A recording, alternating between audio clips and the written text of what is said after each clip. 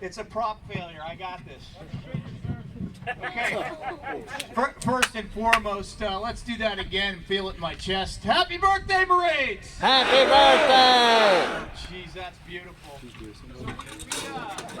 So we started our day off today with a good long run, and I can assure you that the Marines were extremely motivated. So first and foremost, I'm going to lead right in with a round of applause for the awesome reenactors and the folks in the Iwo Jima setup. Great job. All right, for one and all, welcome to the Mardets Fort Sill's observance of the 245th birthday of our beloved Corps. We're honored by your presence here today to witness this timeless and sacred ritual of devout significance to all who bear the name and the title United States Marine. Again, please join me in a round of applause for the 70th Army Band, the Mardets' own. I know Sergeant Major Burnley probably doesn't like when I say that, but gentlemen, you add dignity and class to any event we have, and I'm in your debt. You're part of the unit, and thank you for what you do every day. We appreciate it. I'd also like to recognize the superb and highly talented staff of the Mardet, Marines, civilians, and contractors alike, who day in, day out selflessly represent the best of our Corps and spare nothing to train our Marines for the rigors of war, and for who we are celebrating today with this wonderful tradition. Thank you all. This is you. All right, we also can't eat cake and sing our lungs out to the Marine Corps hymn without recognizing the superb group of professionals who made this all happen. Sergeant Major Lopez, please stand. Thank you. First Sergeant Jerome Corbett. I don't know where you are, First Sergeant. Gunny Montez, First Sergeant. Miss Wendy Thamer from Supply. Mr. Tony Lindsay, our super, who keeps our buildings running. And we'd also like to thank the USO. Where's Gunny at? Over there. Thank you to our USO for their enduring support and delivering an awesome meal this morning.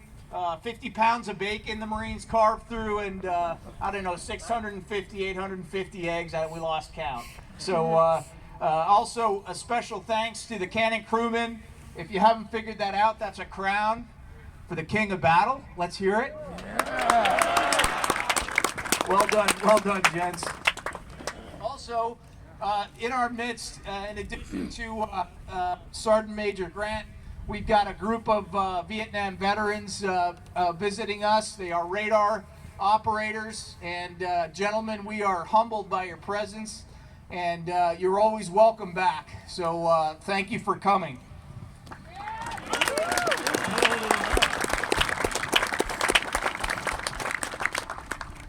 I'd also like to thank Captain James Kenny, who and the soothing voice of our announcer, Gunnery Sergeant Michael, the Preacher Daly. Thanks for your prayer. And as I look at the crowd, thank you, Gunny. As I look at the crowd, I see a group of our FCO team, our FCO teammates, General Rafferty up front, and then of course Dave Pritchett ran with us this morning. If you didn't know, Dave's a prior enlisted Marine, and every once in a while across the neighborhood you can find a good yup, and it's Dave and I yelling at each other. And Sergeant Major Burnley representing the bridge. Sergeant Major, we saw you this morning motivating us. Thank you for what you do every day, sir, and thank you for your presence here is rich, and we thank you.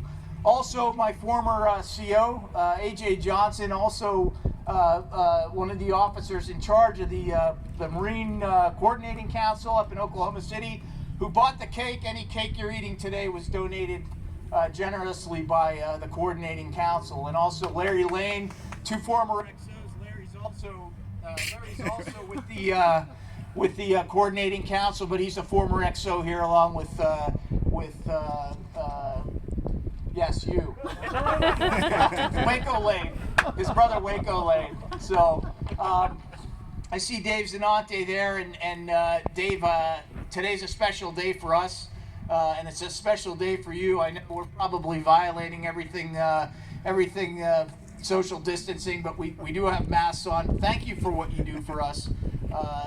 The folks at the Ratch and Dentac and the whole MedAct team, thank you. You guys have been in basically a war since March, and you do it with class, and we're humbled. Okay, on behalf of the detachment, it's also necessary to address the elephant on the field, especially for those who've been honored to attend the Marine Corps Ball. We simply could not execute a ball this year in its natural habitat without significant risk to those we love.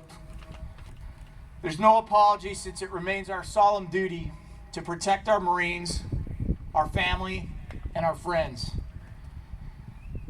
I can't thank the staff and family enough for their continued resilience during these most trying times. We continue the mission. We've continued the mission since day one, and it's for them that we just simply can't have a ball this year. And we drive on in our duties knowing that just maybe, perhaps next year, the ball will be even bigger and better. On a very personal note, for Sheila and I, we're a little sad that we couldn't fully celebrate our last full-up ball on active duty. But I think what makes me more sad is that we couldn't do it with you all. This superb group of Marines who today we celebrate on our birthday. And I couldn't be prouder of this group. I couldn't be prouder of the folks that we work with at FCO. And as is our custom in the Corps, we adapt and overcome. And we'll relish today's celebration just the same. While the announcer described the tradition of the cake cutting, I'd like to indulge you in a little bit more of the history. The tradition of the cake cutting began in 1952 with our 20th Commandant, Lieutenant General or Major Commandant General Lemuel C. Shepard Jr., who formalized the cake cutting ceremony that endures today. As anyone who's experienced a deployed Marine birthday celebration, as many of us have, either during peacetime or at war, like your Marines, as I was, either during peacetime or war, the tradition, like your Marines, never yields to the enemy. In fact, we take a sick pride in ensuring we gather, in whatever size we are able to, as few as 2 Marines, and only just for a moment, to share camaraderie, to recommit to one another, to our profession, and more importantly, to our Corps. It's a symbol so rich and deep in meaning that it's not only revered, but it's become fundamental to our very ethos. Passing down the most meaningful traditions of our Corps is a binding agent that serves to rekindle our spirit, sharpen our resolve, and propel us forward in an unbreakable bond. Regardless of the circumstances, we do take great solace that in this year, the year of 2020, the year we celebrate our 245th birthday, we also celebrate several other key anniversaries. One in particular, the 75th anniversary of the massive landing on a little iconic speck of rock in the Pacific called Iwo Jima.